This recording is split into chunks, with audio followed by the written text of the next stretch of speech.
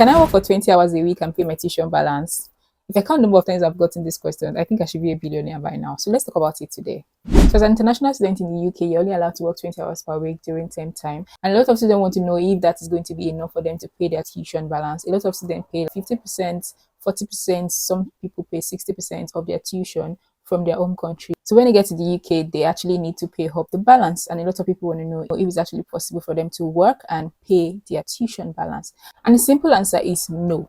And yes, I'm going to say yes and no because there are a lot of things that you want to consider in making this decision or in knowing if it's actually possible for you to pay your tuition balance by working just 20 hours. In this video, I'm going to be breaking down everything you need to know about working as a student in the UK and if it's actually possible for you to pay your tuition balance by just working 20 hours. So if they're interested, do to like, comment, subscribe, and let's dive right into this video.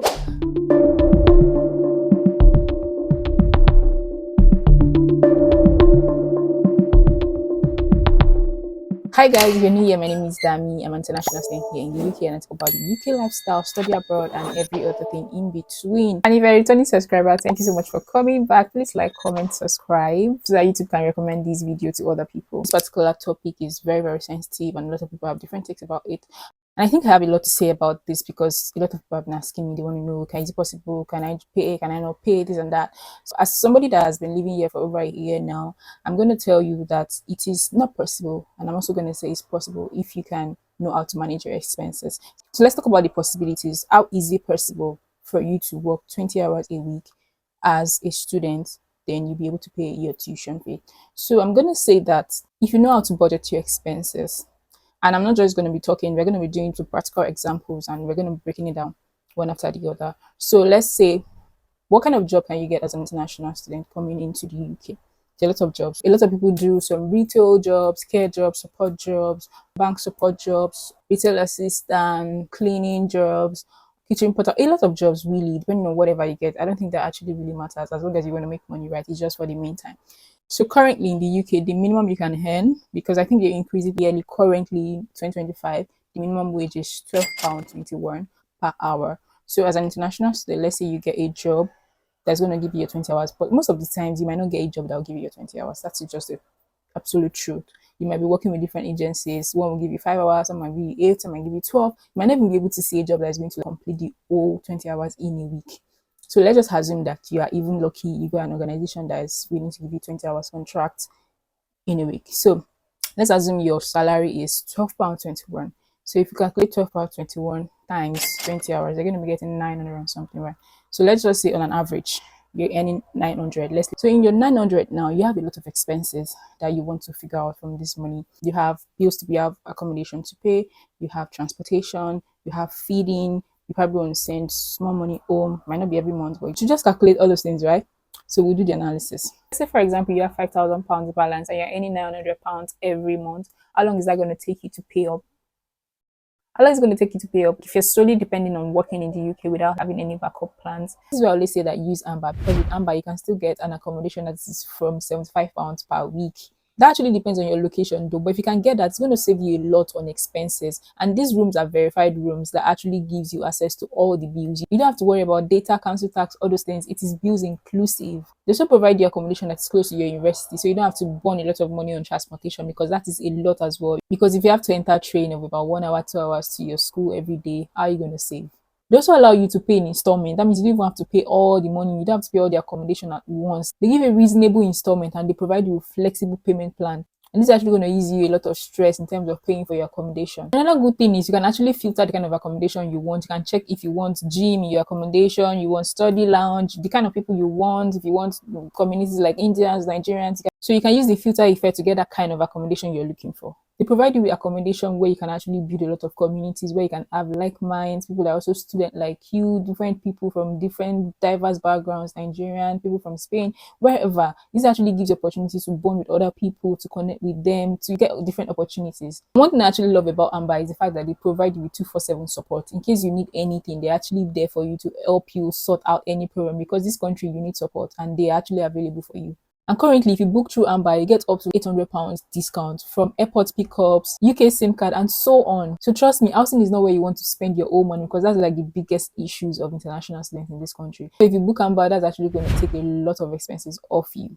So check out the link in my description. I've actually put a link there that's going to link you directly to their website where you can book your accommodation without any stress. So let's go back to our calculation. So for the purpose of this analysis, let's say that your accommodation costs you £500. That means you have about £400 left. So let's say your feeding is about, maybe you manage about £100 in a month, depending on, actually depends on you. If you don't eat out or you don't eat African food, because African foods are really expensive. Before you buy one gari, buy one palm oil, you've already spent £50. So you want to probably say, let's say £100.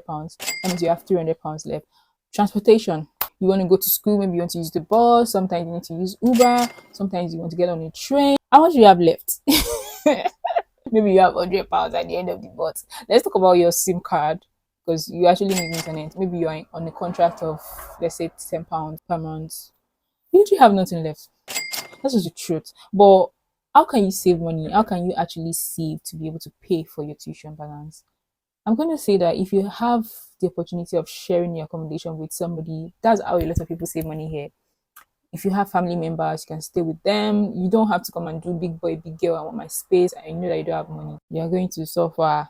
You need to cut down on expenses. See, when I came here, I waka Uber. When I actually hear that people, students take Uber, they say I can't check this. You guys, I checked 1 hour one day. I was looking for a job. I just wanted to use the bus, but the bus was delaying and I had the interview.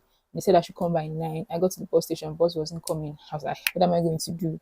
Said I checked the map. The map was like, it's about 55 minutes walk. I said 55 minutes. Let me try. Maybe when I start going, I might actually see another bus stop that's gonna lead me to where I can get a bus going there. I started walking and I said I reached there.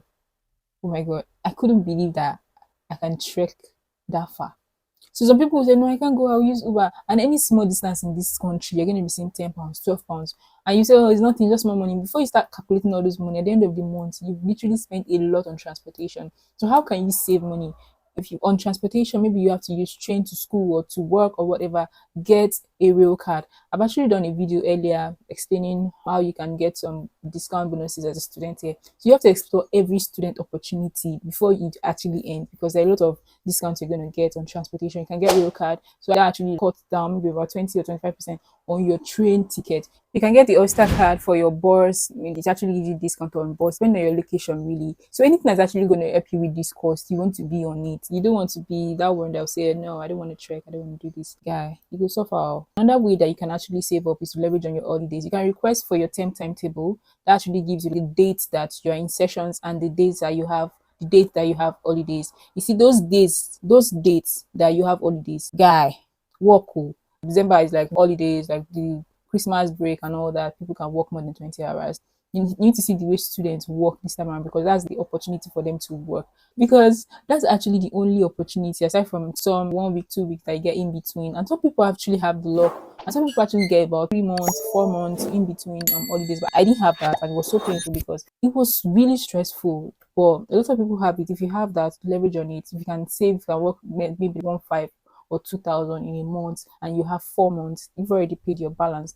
But if you're in a school whereby maybe they are giving you just 2 months grace when you resume, they're saying you should pay all the money. So you have to also check that when you're looking for schools. If you're not in the UK already, you want to check the installment plan, because based on everything I've analyzed now, you should start thinking how possible it is. Because remember that once you come in, you might not even get a job quickly. It takes some people 3 months, 6 months before they get a job, and you're thinking that, oh, when I come in, I'll work and pay. What if you don't get a job quickly? The way this country is even going right now, getting a job is not even child's play. But if you're lucky, you get a job as soon as you enter. You cannot earn anything more than the 1K max as a student, and you're following the rules, 20 hours. Because based on the calculation that we've done now, you can only earn maybe 950 or 960 something. That's if you're even seeing the full 20 hours and they're paying you minimum wage. But if you get a job that's paying maybe more than minimum wage, maybe they're paying you 14, 15, 16 pounds or 20 pounds, then the max you can shall get that I know of, if you're not working over, is 1,000 or once. Maybe you are getting really high hourly wage.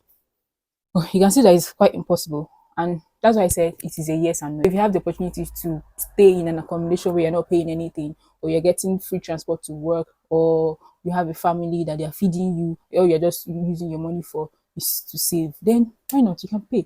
But if you don't have any of these, it is impossible. That's just the truth. Unless you have breaks in between and your school is not holding you to say pay in 2 months, pay in 3 months, and they're just giving you the flexibility to pay maybe 5 and 6 installments. Then you have breaks in between. You have 3 month breaks, maybe before the next semester. Then you can work full time during those periods. Leverage on those periods. These are the times. That's not the time you will say I can't work and this. These are the times that you are going to be calling your agencies or telling your employer that you are free to work because that's the only opportunity you have to work. So that's why I said it's possible and it's not possible depending on you, depending on your situation.